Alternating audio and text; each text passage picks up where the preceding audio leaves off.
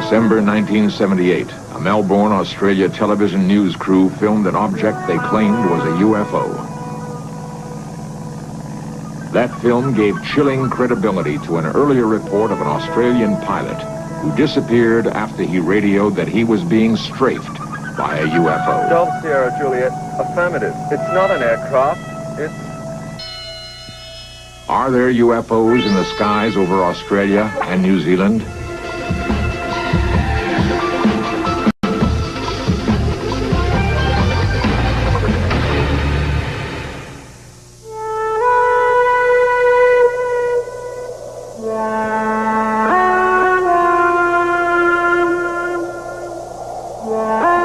In the last 30 years, there have been more than 110,000 recorded UFO sightings.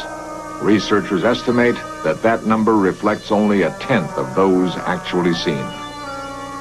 Eyewitnesses claim that in nearly all cases, the UFOs have a saucer-like shape. Despite repeated official government denials that UFOs exist, some people point to hard evidence of scorched areas on the Earth's surface where UFOs have supposedly landed. Believers claim that the scarred areas are caused by intense heat generated by the UFOs. UFO sightings occur throughout the world, but the great majority of reports have been in the southern hemisphere, in the skies over New Zealand and Australia. It was here that the most astounding UFO footage in history was recorded. On December 21st, 1978, radar bowls near Wellington, New Zealand picked up what air traffic controllers called an unexplained blip. A local pilot, Vern Powell, was at the same time bound on a cargo mission from the South Island to the North Island of New Zealand. Powell described the object as anything but plane-like in nature.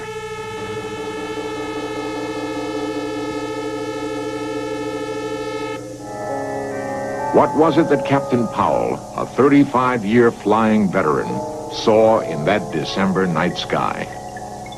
Douglas Maben heads New Zealand's Mount John Observatory.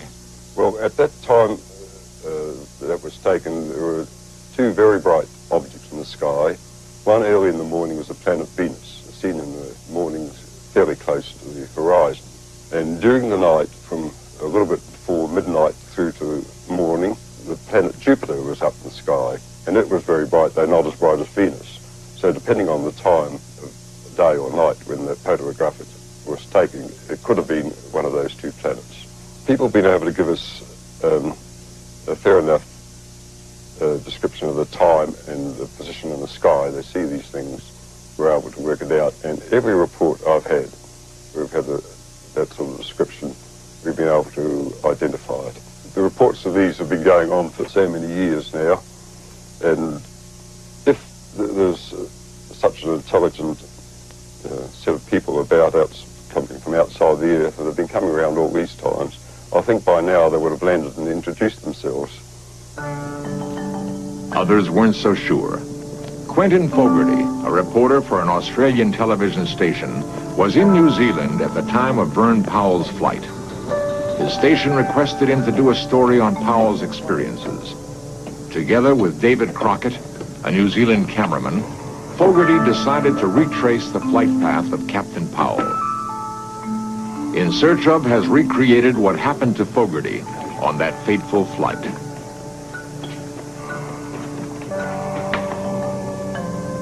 Fogarty planned to make the 400-mile round trip between Wellington and Christchurch in a massive Argosy aircraft, which was already scheduled for a freight run. Armed with cameras and sound equipment, the two men hoped to film proof of what Powell had reported.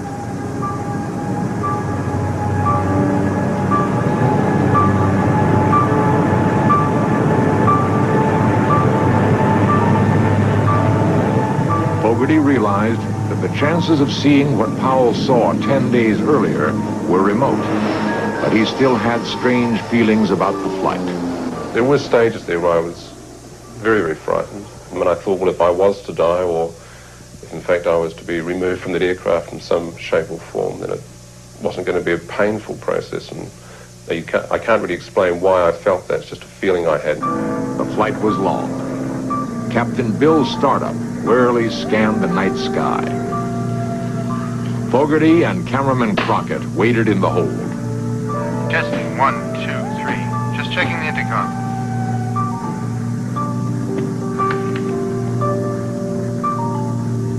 It may be a long night.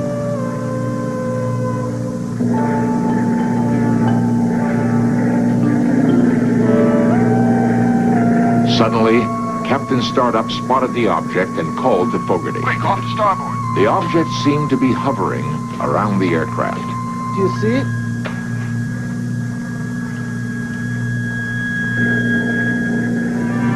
Unable to get good camera position, Fogarty and Crockett raced up to the cockpit.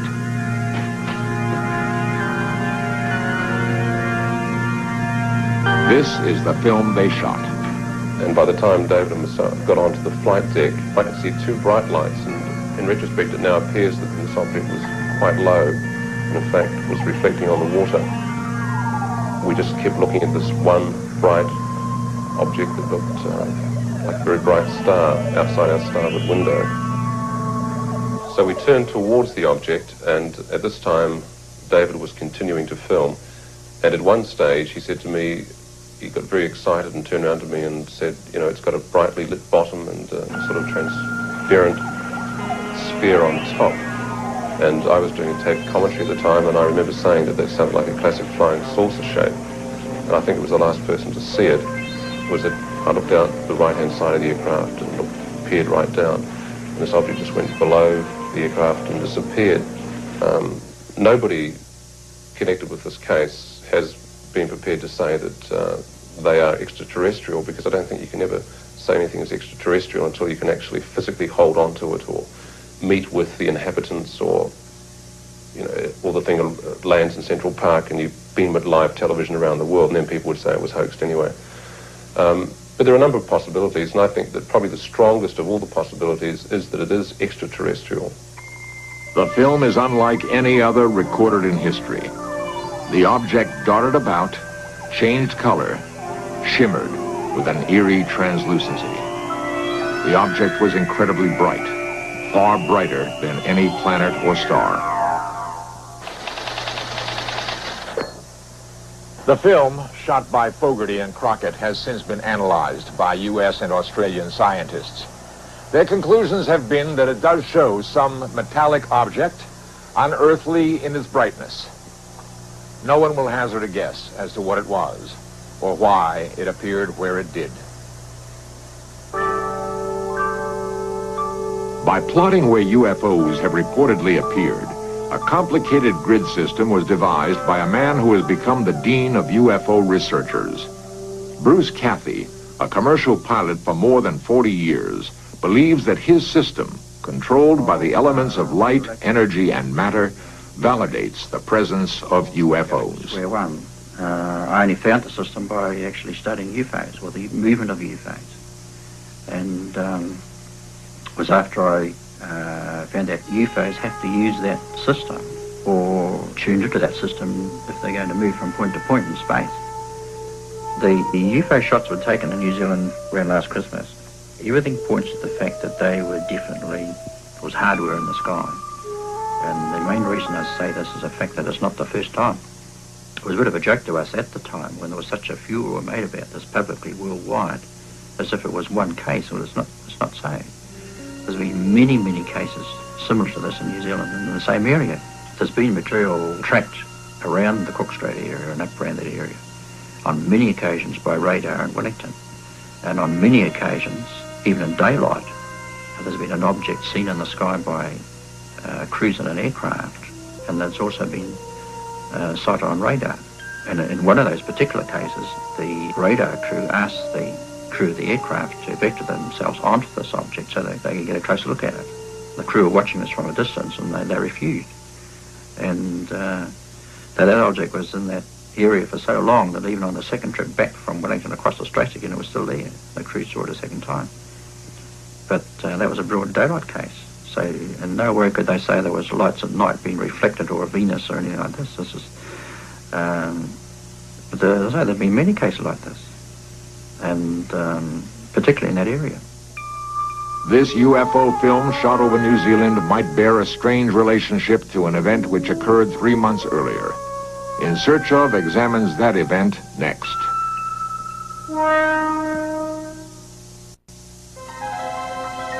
October 21st, 1978.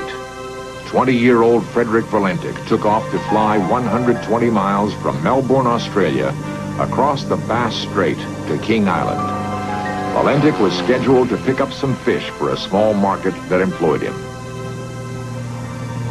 Despite his youth, he was experienced enough to be a flight instructor, and Frederick Valentic had flown this route many times before.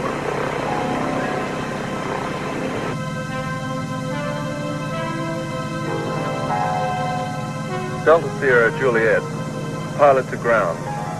Is there any known aircraft in my vicinity below 5,000 feet? Delta Sierra Juliet. Negative, no known traffic. Delta Sierra Juliet. There seems to be a large aircraft below 5,000 feet. Delta Sierra Juliet. What type of aircraft? I cannot confirm, but it's 4 bright lights that appear to be landing lights. Unknown aircraft has just passed over me, about 1,000 feet. Is large aircraft confirmed? Delta Sierra Juliet, affirmative at the speed it's traveling. Are there any RAAF aircraft in the vicinity? Negative. Confirm you can't identify aircraft. Affirmative. Delta Sierra Juliet, Melbourne. It's approaching from due east of me. It seems to be playing some sort of game, flying at a speed I can't estimate. Stephen Roby, air traffic controller on duty then, explains the reported UFO's movement. Times and coming from various directions. And then he started orbiting, and the aircraft was orbiting above him. And on several occasions he sort of stated that towards the end it wasn't an aircraft, and he described it as having a sort of a green light on it, and also it appeared to be a sort of a silver metallic colour. Delta Sierra Juliet. What is your altitude? Delta Sierra Juliet, 4,500 feet.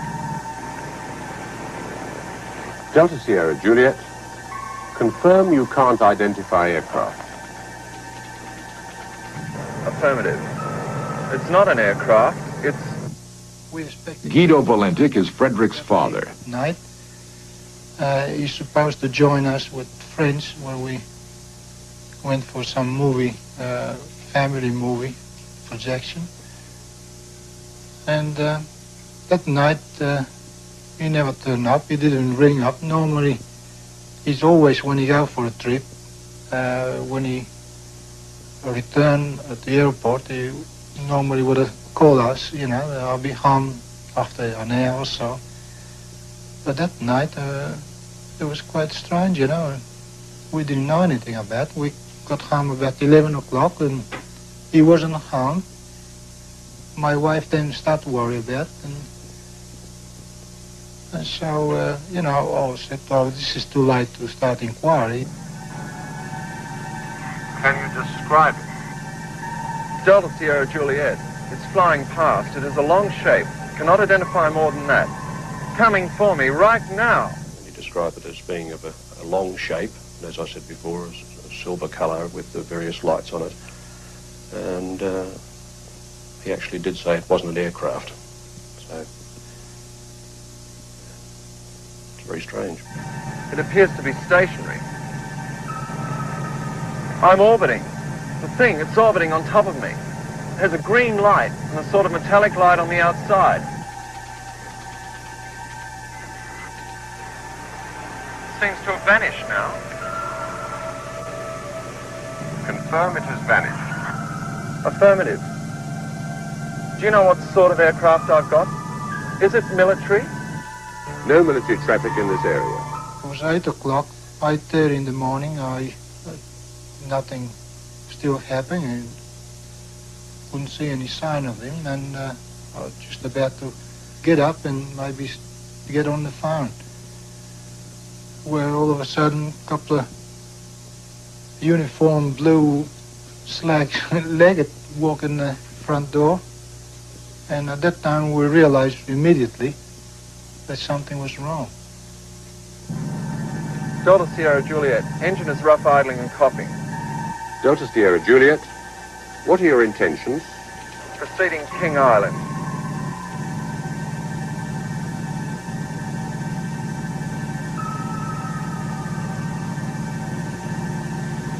Delta Sierra Juliet, unknown aircraft now hovering on top of me. Finally, we lost contact with him in a very strange way. The communications he was putting out seemed to break.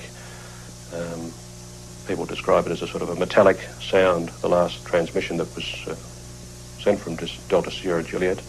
Delta Sierra Juliet, acknowledge. Do you read me?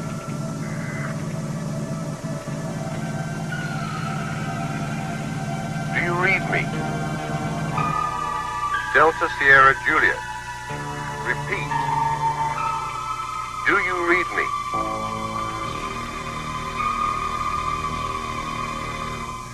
Despite an extensive 4-day search, which included using a sophisticated Orion aircraft capable of detecting any sort of debris at great ocean depths, not a single scrap of wreckage was ever found. No hard evidence ever turned up that would explain the disappearance of Frederick Valentik. But theories abound. Some say that Valentik became disoriented and saw this lighthouse. A second theory is that he saw lights of fishing vessels and then, becoming disoriented, spiraled his plane into the ocean. Guido Valentik, Frederick's father, believes otherwise. Well, after Frederick reported this UFO incident, I inclined to think that it could be some intelligent life in the outer space, despite all the officials are trying to suppress this. Really makes me very confused, because knowing Frederick what he radiated and knowing my son wouldn't make himself so ridiculous in stating things like that. So I'm inclined to believe that really must be something in the space that the general population may not aware to be. And I realized after his disappearance, which I couldn't have the opportunity before, how many calls I get from various parts of the world. And they really encouraged me to believe that he could be still alive, maybe with another intelligence in the space.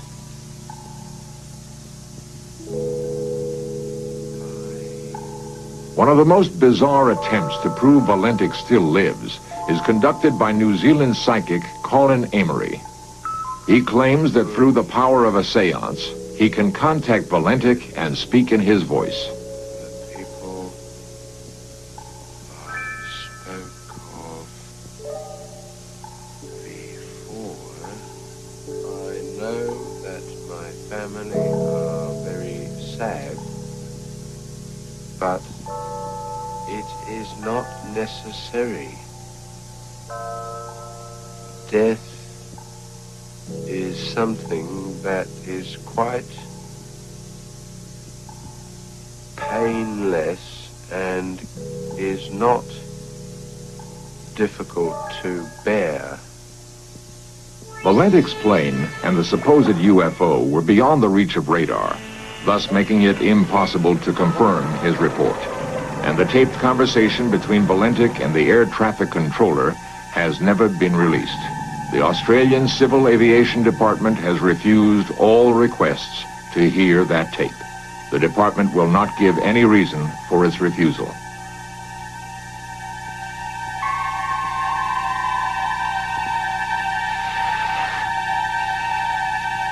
Delta Sierra Juliet.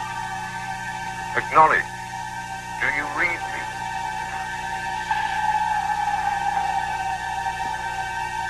Repeat. Do you read me? There have been hundreds of planes that have disappeared without a trace. Valentich's disappearance is the single documented case where a plane has vanished after claiming contact with a UFO.